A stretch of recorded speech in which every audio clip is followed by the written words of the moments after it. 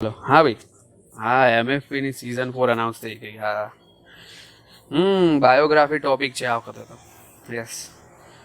ના, મેં વિચાર્યું છે ને, આ વખતે મારે છે ને કંઈક એકદમ અલગ બતાવવું છે લોકોને. એટલે આ વખતે મેં ડિસાઈડ કર્યું છે કે હું સાયકલની બાયોગ્રાફી બનાવીશ. આત્મકથા. એક સાયકલની આત્મકથા છે ને ગજબ. તો આ બધી વાબર્યું ને શું કે છે? અલા ડાપરિયા ચો મારો છો યાર, વાયકણ જોવો કે હા હું સાયકલ પોતે બોલું હું. જેવી ખૂણા મેલી રાખીએ મને ઘરમાં મૂકવાની જગ્યા નહીં, પણ આ ભાઈને મારી પર ફિલ્મ બનાવી છે ભાઈ.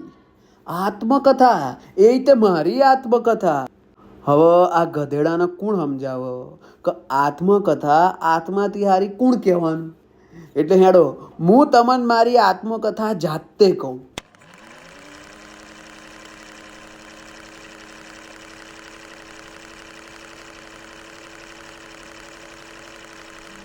વર્ષો પહેલાની વાત છે ભાઈ. એક જમાનામાં આપણો વટ હતો. હા, પેલું શું કહે છે આજના જમાનામાં લક્ઝરી. એ જમાનામાં આપણો લક્ઝરીમાં આવતા હતા ભાઈ. હું જેના ઘરે હોઉં ને એની ઇજ્જત તો 5-7 ગણી વધી જાય ગોમ કરતા. ભાઈ આખું ગોમ આપણને જોવા આવે. ઓહો, કોની પાસે સાયકલ છે ભાઈ, એવો વટ હતો આપણો. પાછો ધીમે ધીમે આપણો બધાના ફેવરેટ થતા જ્યાં. દૂધવાળો ભાઈ હોય, પેપર નાખવા વાળો હોય, કે કોઈ બી ધંધાદારી માણસ હોય, આપણને માન આલ્યા વગર એમનો ચાલે જ નહીં ભાઈ. પણ હાચું કહું, સૌથી વધારે મને કોઈએ પ્રેમ કર્યો હોય ને તો એ છે છોકરાઓ. નાનાથી લઈને મોટી ઉંમરના બધા છોકરાઓને સાયકલ બહુ વાલ્યો. છોકરો જેવા નાનાથી મોટા થાય ને એટલે એમના મોડે નામ આવે આપણું. છોકરાઓ પાસે છે ને બર્થડેમાં બાપા જોડે ગિફ્ટમાં માંગો ભાઈ. અને એના કરતાંય છોકરો બાપા જોડે શરત લગાવો કે ભાઈ મને આટલા માર્ક આવશે તો તમારે મને સાયકલ લઈ આવવી પડશે. બાપા પાસે લઈ આલે ખરા. પણ છોકરાઓને સૌથી વધારે મગજમારી થતી હોય ને તો એ છે એમની માઓ જોડે.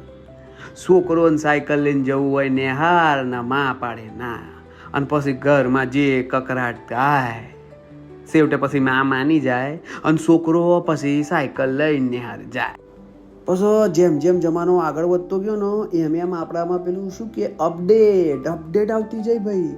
જમ્પરવાળી સાયકલ આવો, ગેરવાળી સાયકલ આવો, 21 ગેરની સાયકલ ને 7 ગેરની સાયકલ ને કેટલી બધી અપડેટો આવી બાપા. પણ હા શું કહું, આ અહીંયાથી જ છો ને આપણા ડાઉનફોલની શરૂઆત થઈ. માણસ જાત જ એવી છે ભાઈ, એને જરૂરિયાતથી વધારે તમે કશું આલો ને એટલે તમારી વેલ્યુ પૂરી. પણ હા, સાવ એવું નહીં કે આપણે સાવ ખલાસ થઈ ગયા છે ભાઈ. આપણે હજુય સજ, પણ તકલીફ ખાલી એક જ છે કે હવે છે ને હું પેરાલાઇઝ થઈ જઈશું. હાથ પગ કાપી નાખ્યા છે, ખાલી આપણું હૃદય ધબકે છે. એ આ જો જેવા ગોડા છે, આ લોકોને એવું લાગે છે કે ભાઈ ફિઝિકલી ફિટ થવું બહુ જરૂરી છે. પણ આ ગધેડાઓને એ નહીં ખબર કે ફિઝિકલ ફિટ થવાની જગ્યાએ આ લોકો મેન્ટલી ગોડા થઈ ગયા છે ભાઈ. પણ માણસ જાતને છે ને કશું કહેવા જેવું છે નહીં. જે દાડે આ લોકો હોમાં ભોળાને ભટકા છે ને એ દાડ સુધરશે. પછી આવશે ભાઈ પેલું કહે છે ને આજકાલના જમાનામાં તો નોસ્ટાલ્જિયા. એવું જાણે ફીલ થશે ને તારે આવશે આપણી પાસે અને પાછા સેલ્ફા પાડીને સ્ટોરીઓમાં મૂકશો કે ફિલિંગ નોસ્ટાલ્જિયા. પણ આ ગોડાઓને જે કરવું હોય એ કરો. મેં તમને મારી સાચી સ્ટોરી કીધી. પેલું કહેવાય છે ને આત્મકથા, બાયોગ્રાફી.